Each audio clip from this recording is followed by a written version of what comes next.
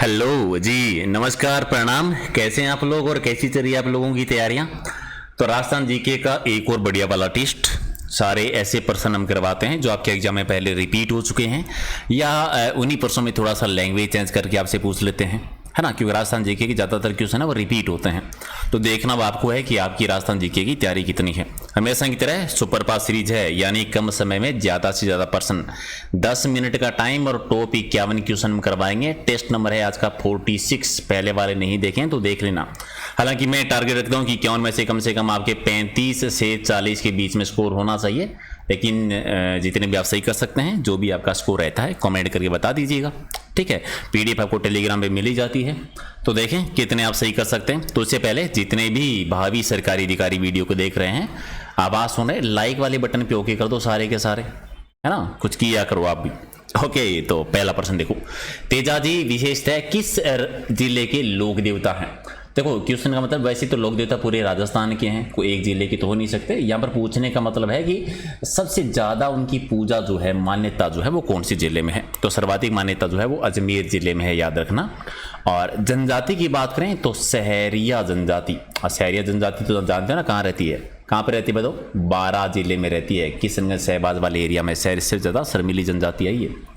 और क्या कह रहा है कि किस लोक देवता के बारे में यह मान्यता है कि उनकी पूजा करने वाले भोपों के वंश में वृद्धि नहीं होती है, वंश आगे नहीं बढ़ता है, जो उनकी पूजा करते हैं ऐसे मानते हैं। और ऐसे मेहाजी, मांगलिया मेहाजी जो है, उनके बारे में ऐसी मान्यता है, मेहाजी मांगलिया जी। तो राइट आंसर क्या हो जाएगा? 3 है, वो आपका सही है। ओके, जैसलमेर से पूर्व यहाँ के भाटी शासकों की राजधानी क्या थी? यानी जैसलमेर में शासन किसने किया था? भाटी राजवंश ने शासन किया था, उनकी राजधानी थी जैसलमेर। लेकिन जैसलमेर से पहले उनकी राजधानी कौन सी थी? ये आपको याद है, सबसे पहले तो भूपत भाटी ने स्थापना की थी बटनेर वाले एरिया में। बटनेर का दुर्ग बनाया था, जो वर्तमान में हनुमानगढ़ जिसे हम कहते हैं, ठीक है। उसके बाद में राजधानी बनी थी लोदरवा, हालांकि इसी पे तनोट थी। उसके जस्ट बाद में पूछे तो तनोट को राजधानी बनाया था, तनोट के बाद में लोदरवा को राजधानी बनाया था, लोदरवा के बाद में जैसलमेर को राजधानी बनाया था। तो पूछा क्या है, जैसलमेर से पहले राजधानी कौन सी थी? लोदरवा थी। लोदरवा से पहले तनोट थी, तनोट से पहले बटनेर थी। इस तरह से याद रखना है, राइट आंसर 2 है। ओके, ब्रिजराज की उपाधि से भरतपुर के किस शासक को सम्मानित किया गया था? ठीक है, एक शब्द आता है ब्रिजनिधि, अगर आपको याद होगा, ब्रिजनिधि के नाम से कौन सी कविताएं लिखते थे? स्वाई प्रताप सिंह जी, आपको याद है, जयपुर के शासक जो उन्होंने हवा महल बनवाया था। ब्रिजराज की उपाधि जो है बदन सिंह जी की थी, ठीक है। अब दूसरा पूछ लेंगे कि उपाधि भाई किसने दी थी? उपाधि दी थी स्वाई जय सिंह सेकंड ने, ठीक है। स्वाई जय सिंह सेकंड के प्रयासों से इनको डीग की जागीर मिली थी, ठीक है। तो बदन सिंह जी की उपाधि थी ब्रिजराज की उपाधि, राइट आंसर 2 है। बदन सिंह जी के बाद में ही सूरजमल जाट शासक बने थे भरतपुर में। जैसलमेर में 1550 ईस्वी में यहाँ के शासक लूणकर्ण के समय अर्धशाकावाह था, क्योंकि इसमें क्या था, लूणकर्ण एक बीकानेर के भी शासक हुए हैं जिन्होंने लूणकर्ण से शहर बसाया था, लूणकर्ण से झील भी है। एक लूणकर्ण शासक है जैसलमेर के। आपको याद है ना कि कौन सा ऐसा किला है जो 2.5 शाकों के लिए प्रसिद्ध है? 2.5 शाकों के लिए जैसलमेर है, क्योंकि 2 शाके हुए थे और एक हुआ था अर्धशाका। शाके में क्या होता है, देख, जब भी कोई भी शाका होता है तो उसमें 2 चीज होती है, एक तो होता है केसरिया, ठीक है, एक होता है जोहर। केसरिया क्या होता है, जब हारने की स्थिति आती है तो केसरिया धारण करते हैं, केसर रंग की पगड़ी पहनते हैं और युद्ध के मैदान में कूद जाते हैं कि खुद तो शहीद होंगे लेकिन सामने वाले को मार के शहीद होंगे। ये तो पुरुषों के द्वारा केसरिया धारण किया जाता है। हारने से महिलाएं क्या कर लेती है, जोहर कर लेती है। जोहर भी आजकल 2 प्रकार के होते हैं। पहले एक होता था जल जोहर, जो कि राजस्थान में एक ही हुआ है रणथंभौर के दुर्ग में, और ज्यादातर जो है वो अग्नि जोहर हुए हैं। तो यहाँ पर क्या हुआ था, केसरिया तो हो गया था, केसरिया तो पुरुषों ने धारण कर लिया था, लेकिन युद्ध जीत गए थे, हारे नहीं थे, तो महिलाओं ने जोहर नहीं किया था। तो सिर्फ केसरिया हुआ था, जोहर नहीं हुआ था, इसीलिए इसको कहते हैं अर्धशाका कहते हैं, आधा शाका कहते हैं। तो राइट आंसर क्या हो जाएगा? 3 आपका सही है। जोहर भी हो जाता तो पूरा शाका हो जाता। ओके, बिजोलिया शिलालेख किस चौहान देश के काल का है? बिजोलिया तो आप जानते हो भी, बिजोलिया वर्तमान में कहाँ पर आता है? भीलवाड़ा वाले जिले में है। ये चौहान वंश से संबंधित है। चौहानों में इसमें सोमेश्वर चौहान थे। सोमेश्वर चौहान पृथ्वीराज तृतीय के पिताजी थे। इनके टाइम पर ये बिजोलिया शिलालेख लिखा गया था। दोबारा आपसे क्या पूछ लेंगे, बिजोलिया शिलालेख से में किस वंश की जानकारी मिलती है? चौहान वंश की जानकारी मिलती है। जैसलमेर के किस शासक ने मुगल बादशाह अकबर की दीनता स्वीकार कर उनके साथ अपनी राजकुमारी का विवाह किया था? यानी अधीनता भी स्वीकार कर ली और वैवाहिक संबंध भी स्थापित कर लिए। ये बात है 1570 की। जब नागौर का दरबार लगा था तो हरराज भाटी या फिर इनका नाम मिल सकता है हर राय भाटी, ये जाते हैं नागौर के दरबार में अकबर की दीनता स्वीकार करते हैं। ओके, स्वतंत्रता के समय जैसलमेर के महाराज कौन थे? उस समय जवाहर सिंह जी शासन कर रहे। जवाहर सिंह जी तो आपको याद ही है घटना के लिए, सागरमल गोपा जी याद है ना, सागरमल गोपा जी जिनको यातनाएं देकर जिंदा जला दिया गया था अप्रैल 1946 में, उसमें जवाहर सिंह जी शासन कर रहे थे, उन्हीं के शासनकाल की घटना है ये। चलिए अगला है कि आधुनिक जैसलमेर का निर्माता किस भाटी शासक को कहते हैं? आधुनिक का मतलब क्या? जैसलमेर तो आप जानते हैं किसने, राव जैसल जो हैं उन्होंने जैसलमेर की स्थापना की थी, जैसलमेर का दुर्ग बनाया था। आधुनिक निर्माता जो कहते हैं वो जवाहर सिंह जी को कहते हैं, महारावल जवाहर सिंह जी को माना जाता है। राइट आंसर आपका क्या हो जाएगा? ठीक है, क्या हो जाएगा? एक आपका सही आंसर है।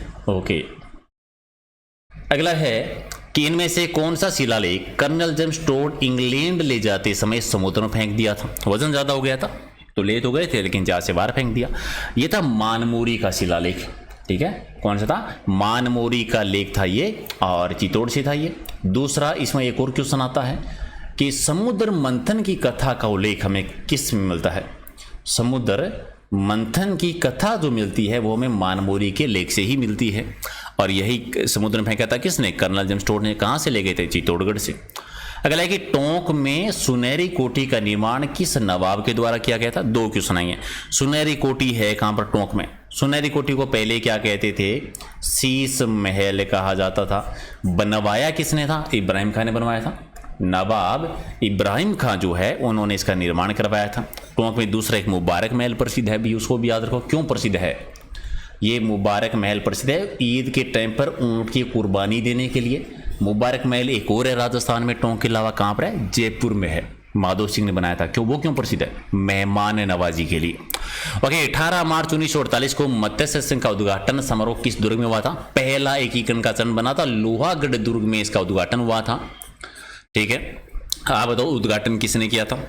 गॉडविल नेहरू पटेल। उद्घाटन किसने किया था? गॉडविल जी ने इसका उद्घाटन किया था। कहां पर? लोहागढ़ के दुर्ग में। लोहागढ़ का दुर्ग किसने बनवाया था? सूरजमल जाट ने 1733 में। एकीकरण का पहला चरण था। चलिए अगला है कि उत्तर बड़कीवाड़ की पदवी से किसे सुशोभित किया गया है? जैसलमेर के शासकों को कहा जाता है उत्तर बड़कीवाड़, और दुर्ग को कहते हैं। अगर दुर्ग पूछ रहे उत्तर बड़कीवाड़ किस दुर्ग को कहते हैं भी, तो जैसलमेर बटनेर दुर्ग को कहा जाता है। तो राइट आंसर क्या हो जाएगा? एक आपका सही है। प्रसिद्ध मुस्लिम संत ख्वाजा मोइनुद्दीन चिश्ती किसके शासनकाल में अजमेर आए? मोहम्मद गोरी ने जब आक्रमण किया था उनके साथ वो भारत आए थे। मोहम्मद गोरी का युद्ध आपको याद है, तराइन का पहला युद्ध और तराइन का दूसरा युद्ध पृथ्वीराज चौहान तृतीय के टाइम पे हुआ था। तो इन्हीं के शासनकाल में आते हैं। चिश्ती सिलसिले की ये स्थापना करते हैं, अपना कर्म क्षेत्र बनाते हैं ये अजमेर को। गरीब नवाज के नाम से हम इनको जानते हैं। राजस्थान में सबसे बड़ा उर्स है वो अजमेर में ही बढ़ता है। चले, झालावाड़ की स्वतंत्र रियासत किसने और कब स्थापित की थी? आपको सब कुछ याद है। पहले आड़ोती वाले क्षेत्र में एक रियासत हुआ करती थी बूंदी। बूंदी वाले क्षेत्र में कोटा को मिला लिया गया था। 1631 में क्या हुआ? बूंदी से कोटा को अलग कर दिया गया। फिर कोटा से अलग हुआ 1838 में झालावाड़। 1838 में झालावाड़ अलग हो गया कोटा से। फिर ये नवीनतम रियासत थी झालावाड़। ठीक है, या कह सकते हो कि राजस्थान में अंग्रेजों के द्वारा बनाई गई अंतिम रियासत, और इसके संस्थापक मदन सिंह जी को मानते हैं। झाला मदन सिंह जी 1838 ईस्वी में झालावाड़ एक स्वतंत्र रियासत बनती है और इसकी स्थापना होती है किससे अलग होके? कोटा से अलग होके। चलिए, किस बाटी शासक ने तन्नौट के स्थान पर लोद्रवा को अपनी राजधानी बनाया था? मैंने आपको सारी चीजें बताई थी। बट्टी या भूपत बाटी जो है, यहां से देखो 2 नंबर बट्टी या जिनको हम भूपत बाटी कहते हैं, इन्होंने बटनेर में बाटी वंश की स्थापना की थी। बटनेर का दुर्ग बनाया और उसकी राजधानी बनाई। उनके बाद में उनके बेटे आए थे मंगलराव भाटी। मंगलराव भाटी जो है इन्होंने तन्नौट में आके तन्नौट को राजधानी बनाया था। इसके बाद में आते हैं देवराज भाटी। देवराज भाटी जो है इन्होंने लोद्रवा को अपनी राजधानी बना दिया। तो इसका आंसर क्या होगा? लोद्रवा को राजधानी किसने है? देवराज भाटी ने। लोद्रवा के बाद में राजधानी कौन सी बनी थी? तो आप कहेंगे जैसलमेर राजधानी बनी थी। जैसलमेर को राजधानी किसने? फिर राव जैसल, जिन्होंने जैसलमेर की स्थापना की और जैसलमेर को अपनी राजधानी बनाया था। रख लेंगे। फिर हर्राज भाटी का क्या काम है? Option number 3। यह क्यों इंपॉर्टेंट है बताओ? आप इनको हर राज भाटी कह दो या आपको मिल जाएगा हर राय भाटी। क्या किया था उन्होंने? मुगलों की अधीनता स्वीकार की थी, मुगलों के साथ वैवाहिक संबंध स्थापित किए थे, है ना। ओके, राजस्थान में अंग्रेजों के द्वारा बनाई गई आखिरी अंतिम रियासत झालावाड़ कब? 1838 में। किसने? मदन सिंह जी ने। Very good. दल पुंगल, जिसका मतलब होता है विश्व विजेता, ये उपाधि किसने दान की थी? पृथ्वीराज चौहान तृतीय ने की थी। चलिए, चौहानों की जालोर शाखा के संस्थापक कौन है? देखो मैं थोड़ा सा बता देता हूँ तो आपको समझ में आ जाए। सबसे पहले आपको याद है सांबर वाला एरिया जो है, जिसके आसपास में 1.25 लाख का जो एरिया है, इसे कहते हैं सपाद लक्स। यहां पर वासुदेव जी ने चौहान वंश की नींव रखी थी। किसने? वासुदेव चौहान 551 में। यहां से एक शाखा अलग होती है नाडोल। नाडोल में जो है 930 के लगभग जो है लक्ष्मण सिंह जी जो है उन्होंने इस शाखा की नींव रखी। ठीक है। उसी के बाद में सांबर से 1113 में अजमेर की स्थापना होती है। अजयराजी अजमेर में चौहान आ जाते हैं और यहां से फिर आते हैं रणथंभौर चले जाते हैं गोविंद सिंह जी के टाइम पर। और नाडोल शाखा में लक्ष्मण सिंह जी के बाद में एक शासक हुए थे जिनका नाम था कीर्तिपाल। इन्होंने कीर्तिपाल जी ने जालोर वाले क्षेत्र को जीता और जालोर में सोनगरा चौहान की नींव रखी। नाडोल शाखा के ही थे, तो यहाँ पर जालोर शाखा के सोनगरा चौहान कौन है? कीर्तिपाल चौहान हो जाएंगे। राइट आंसर क्या हो जाएगा? बी है वो इसका सही आंसर है। चलिए, इनमें से किसे चौहान शिलालेखों में मतंगा कहा गया? मतंगा एक उपाधि है विग्रहराज द्वितीय की। विग्रहराज द्वितीय याद रखना। चलिए, पृथ्वीराज चौहान के अल्प आयु में शासन प्रबंधन किसने किया था? कम आयु में, वो सिर्फ 11 वर्ष की उम्र में शासक बन गए थे, आपको याद ही है। तब उनकी माताजी ने शासन संभाला था। उनकी माताजी का नाम था कपूरी देवी। तो राइट आंसर क्या हो जाएगा? 2 सही है।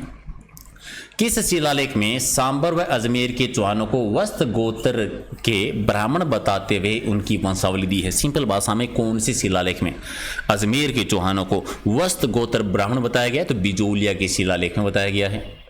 अच्छा, जहांगीर ने बूंदी के किस शासक को सर बुलंद राय की उपाधि दी थी? सर बुलंद राय की उपाधि है वो बूंदी के शासक हुए हैं रतनहाड़ा जी।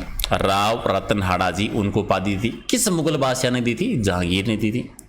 सिरोही की स्थापना किसने की थी? बहुत आसान। 1425 में एक शासक थे सहसमल जी। 1425 में सिरोही की स्थापना की थी। फिर आपको याद होगा राणा कुंभा जी ने सिरोही पर आक्रमण किया था, सिरोही पर अधिकार कर लिया था। इन्हीं के टाइम पर हुआ था वो। ठीक है, सहसमल जी के टाइम पर ही है। चलिए, में से कौन सा पशु मेला नागौर में आयोजित नहीं होता? तेजाजू पशु मेला नागौर में बढ़ता है, रामदेव पशु मेला बढ़ता है, बलदेव पशु मेला बढ़ता है। शिवरात्रि पशु मेला नागौर में नहीं बढ़ता, हालांकि सर्वाधिक पशु मेले नागौर में ही बढ़ते हैं। चल रहा है कि इनमें से कौन सा मेला चैत्र मास में भी बढ़ता है और भाद्रपद माह में बढ़ता है? अगर चैत्र मास में और अश्विन मास की बात आ जाती, अगर ये नाम होते तो क्या कर देते? तब आप आइडिया लगा लेते कि ये दोनों तो नवरात्रा के टाइम पे है और नवरात्रा के टाइम पर आपको पता है मेले कौन कौन से पड़ते हैं, लेकिन यह है चैत्र और भाद्रपद।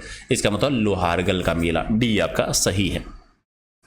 चलिए, मलिक शाह का उर्स राजस्थान के किस जिले में आयोजित हो जाता है? या दोबारा पूछ लो इसी क्वेश्चन को चेंज करके कि मलिक शाह की दरगाह राजस्थान के कौन से दुर्ग में बनी हुई है? मलिक शाह की दरगाह कौन से दुर्ग में बनी हुई है?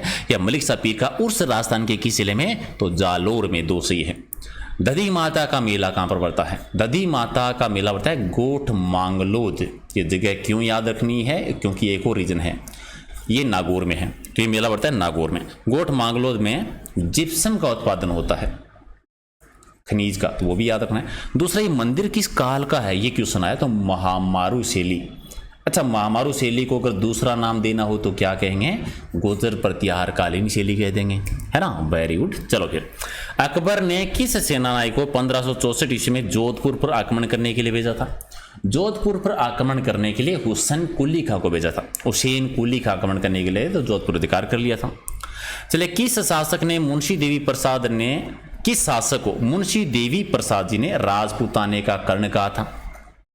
एक है कलयुग का कर्ण, एक है राजपूताने का कर्ण। राजपूताने का कर्ण तो कहते हैं महाराजा राय सिंह जी को। यही क्वेश्चन बीकानेर के एक शासक के बारे में है कि कलयुग का कर्ण किसे कहते हैं? कमेंट करके बताओ। राय सिंह जी से पहले एक शासक हुए थे बीकानेर में ही, उन्हीं को कलयुग का कर्ण कहा जाता है। ऑप्शन में नहीं है तो बताओ कमेंट करके, कलयुग का कर्ण किसे कहते हैं? चलिए, बीकानेर के महाराजा राय सिंह जी की मृत्यु कहां पर हुई थी? महाराजा राय सिंह जी की मृत्यु थी बुरहानपुर में। 3 सही है। मेवाड़ राज्य परिवार की राजकुमारी जिनका नाम था कृष्णा कुमारी, उनके विवाह के विवाद में राजपूताना की किन 2 रियासतों के मध्य युद्ध हुआ था? देखो, ये है मेवाड़ रियासत, मेवाड़ में एक शासक थे जिनका नाम था भीम सिंह जी, ये शासन कर रहे थे। इनकी बेटी थी जिनका नाम था कृष्णा कुमारी, और कृष्णा कुमारी का रिश्ता तय हुआ था, वो था मारवाड़ में। अब मारवाड़ में उस समय शासन कौन कर रहे थे, कमेंट कर बताओ। उसमें मारवाड़ में शासन कर रहे थे भीम सिंह जी। अब भीम सिंह जी की रिश्ता तय हो गया था, इनका विवाह होने वाला था, लेकिन भीम सिंह जी की क्या क्या हो गई, मृत्यु हो गई।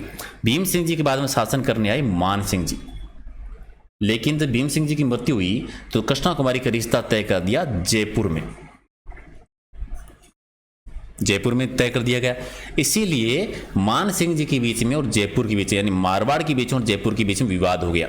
जयपुर और जोधपुर के बीच में क्या हो गया, विवाद हो गया। किसको लेकर, कृष्णा कुमारी को लेकर। और इस विवाद का निपटारा कैसे हुआ कि किसके कहने पर कृष्णा कुमारी को जहर दे दिया गया था, अमीर खां पिंडारी के कहने पर। ठीक है, अमीर खां पिंडारी के कहने पर कृष्णा कुमारी को जहर दे दिया गया था। अब जयपुर जोधपुर के बीच में एक युद्ध भी हुआ था। कमेंट करके बताओ कौन सा युद्ध हुआ था और कौन जीता था इसी कृष्णा कुमारी के विवाद को लेकर। इसको त्रिपक्षीय संघर्ष कहते हैं। ठीक है, तो युद्ध का नाम तो गिगोली का युद्ध है, सांगोली का युद्ध है, कौन सा युद्ध था वो। चलिए, जयपुर के प्रतापी और विद्या अनुरागी शासक प्रताप सिंह स्वयं किस नाम से काव्य रचना करते थे, थोड़ी देर पहले बताया, ब्रिजनिधि के नाम से कविताएं लिखते थे। राजा मान सिंह की मृत्यु जहांगीर के दक्षिण में अहमदनगर अभियान के दौरान हुई थी, कौन से स्थान पर। राजा मान सिंह, ये कौन से मान सिंह की बात हो रही है, मान सिंह प्रथम जो आमेर के शासक थे, एलिचपुर में मृत्यु हुई थी इनकी, डी सही है। सुंदा चोटी जिसे महाराणा जसवंत सिंह ने मारवाड़ का दूसरा आबू घोषित किया था, कौन सी जिले में है, ये तो आप जानते हो। क्या सुंदा माता का पर्वत है, भालू ब्याहन है, पहला रोपवे है जालोर में। याद रखना, मारवाड़ का दूसरा आबू किसे कहते हैं। चलिए, देश का सबसे बड़ा जैन मंदिर है श्री लक्ष्मी वल्लभ आचार्य बेहतर जिनालय जिनको बोलते हैं, सिंपल बात, बेहतर जिनालय। अच्छा, ये बेहतर जिनालय है कहाँ पर, ये भीनमाल में है, और भीनमाल कहाँ है, जालोर में है। मुंबल और महेंद्र की दंत कथाओं के लिए जैसलमेर का कौन सा स्थान प्रसिद्ध है। मुंबल कहाँ की राजकुमारी, लोदरवा की, लोदरवा की राजकुमारी थी। मुंबल चित्र पूछ ले कि मुंबल चित्र है वो किस चित्र शैली का है, तो जैसलमेर चित्र शैली का है। राजस्थान का सबसे बड़ा वन्यजीव उद्यान कौन सा है, सबसे बड़ा वन्यजीव उद्यान हम जानते हैं राष्ट्रीय मरु उद्यान है, 3162 वर्ग किलोमीटर में है। इसका 1900 किलोमीटर एरिया है वो तो है जैसलमेर में, और 1262 किलोमीटर एरिया है वो बाड़मेर वाले क्षेत्र में आता है। तो राइट आंसर आपका एक है। चलिए, दिल्ली के लाल किले की तर्ज पर बना हुआ राजस्थान का किला कौन सा है, बड़ा प्यारा क्वेश्चन है क्योंकि इसका आंसर बड़ा कमाल का। इसका क्या है, नाहरगढ़। नाहरगढ़ बनाया, लेकिन नाहरगढ़ जयपुर वाला नहीं, एक नाहरगढ़ जयपुर में है जिसमें एक जैसे 9 महल है, ये 12 जिले में, नाहरगढ़ 2 है राजस्थान में, याद रखना। चलिए, फूल सागर, जेल सागर, इंडोली का तालाब, नवल सागर, गुड़ाबांग कहाँ पर है। नवल सागर तालाब तो बहुत बार पड़ा हुआ है, कहाँ पर है, तो बूंदी में है, बूंदी में सीसी है। राजस्थान के क्षेत्रफल के कुल कितने प्रतिशत क्षेत्र पर आंतरिक प्रवाह प्रणाली है, सबसे बड़ी यही है, 2/3 भाग पर। 2/3 का नाम लेंगे तो आप 60% कर देंगे लगभग, राइट आंसर बी है। राजस्थान में सर्वाधिक जैव विविधता वाला अभियान कौन सा है, हिंट देता हूं, बताओ, जिसका एरिया है 422 किलोमीटर, हो सकता है आपको कुछ बुकों में 423 किलोमीटर मिले। कौन सा ऐसा अभियान है जो उड़न गिलहरी के लिए प्रसिद्ध है, कौन सा अभियान है जिसमें जाखम बांध बना हुआ है, कौन सा अभियान है जहां पर सीता माता का मंदिर बना हुआ है, कौन सा अभियान है जहां पर लवकुश झरना बना हुआ है, कौन सा अभियान है जो चित्तल की मातृभूमि के रूप में जाना जाता है, कौन सा अभियान है जो कि औषधि के लिए प्रसिद्ध है। इतने हिंट दे दिए, बता दोगे कौन सा अभियान है जो प्रतापगढ़ और चित्तौड़गढ़ में है, सीता माता अभियान। ये प्रहलाद चौधरी मत कर देना, पीसी का, पी से प्रतापगढ़, सी से चित्तौड़गढ़ किया है। पुरातत्व के लिए प्रसिद्ध जगह सोंती, सब कहाँ पर है, सोंती को क्या कहते हैं, कालीबंगा प्रथम। किस सभ्यता को हम कालीबंगा प्रथम के नाम से जानते हैं, सोंती सभ्यता कहाँ पर है, बीकानेर में। खोज किसने की थी, जिन्होंने कालीबंगा की थी, किसने, अमलानंद गोष्ठी ने, वेरी गुड। राजस्थान में औद्योगिक दुर्ग की कोटि में कौन सा किला है, औद्योगिक दुर्ग का कहते हैं जलदुर्ग को, जलदुर्ग हमारा गागरोन है, कहाँ पर है, झालावाड़ में। कौन सी नदियों के संगम पे है, फटाफट कमेंट करो, काली, सिंध और राहू नदी के संगम पे। ओके, कौन सा लोक नाट्य जमीन पर बैठकर प्रदर्शित किया जाता है, जो लोक नाट्य होली के टाइम पे होता है, जो लोक नाट्य बीकानेर वाले क्षेत्र का प्रसिद्ध है, जिसके आरंभ में रामदेव जी के भजन गाए जाते हैं, रम्मत लोक नाट्य जी, सी है।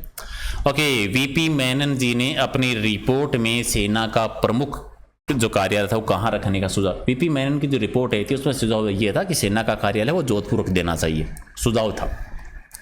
मत्स्य संघ के निर्माण के समय भरतपुर के महाराजा कौन थे? पहला एकीकरण का चरण बना था, ब्रजेंद्र सिंह जी शासन कर रहे थे, यानी बी आपका सही है। ओके, माधो सिंह जी और गोविंद सिंह जी का संबंध कौन से किसान आंदोलन से है? अलवर किसान आंदोलन, डी सही है। ओके, किस किसान आंदोलन को बोलशेविक की संज्ञा दी जाती है? वहां पर समझौता हुआ था अनूप सिंह जी और किसानों के बीच में, बोलशेविक समझौते की संज्ञा दी जाती है बेगू किसान आंदोलन। बेगू किसान आंदोलन हुआ था चित्तौड़गढ़ में। रामनारायण चौधरी जी ने इसका नेतृत्व किया था और बाद में विजय सिंह पथिक जी भी जुड़ गए थे। लास्ट क्वेश्चन, राजस्थान की किस देशी रियासत ने स्वतंत्र से पूर्व हिंदी भाषा को राजकीय भाषा घोषित कर दिया था? वेरी गुड, बताओ जरा कौन देगा? कौन सी ऐसी रियासत थी जिन्होंने स्वतंत्रता से पहले ही हिंदी को राजकीय भाषा घोषित कर दिया था? लास्ट का आंसर देने से पहले लाइक करो जरा सारे के सारे। और भरतपुर रियासत थी ऐसी, सी आपका सही है। पीडीएफ आपको टेलीग्राम पे मिलेगी जिसका लिंक है परेला आसारानी सर के नाम से। एग्जाम नगरी डाउनलोड नहीं किया ऐप तो कर लेना, ये पेज टू पेज इंस्टाग्राम का लिंक है, वहां पर भी ज्वाइन कर सकते हैं। लाइक कर दो, शेयर कर दो, कमेंट करके स्कोर बता दो, सब्सक्राइब नहीं किया तो वो भी कर लीजिए। और सीरीज पसंद आई है तो जरूर, आज टाइम थोड़ा ज़्यादा लग गया है क्योंकि चीज़ों को थोड़ा सा डिटेल के साथ किया है और मुझे लगा कि सेशन मेरा भी मन था थोड़ा ज़्यादा बोलने का। आज का लाइव क्लास नहीं किया तो कम बोलने में मुझे भी आनंद नहीं आ रहा है, तो मेरा भी मन था कि थोड़ा सा ज़्यादा बोल लूँ। इस बहाने से क्लास भी लंबी हो गई और दो चीज़ें एक्स्ट्रा भी हमारी हो गई। ठीक है, तो करो लाइक शेयर, मिलते हैं अगले वीडियो में। Thank you so much.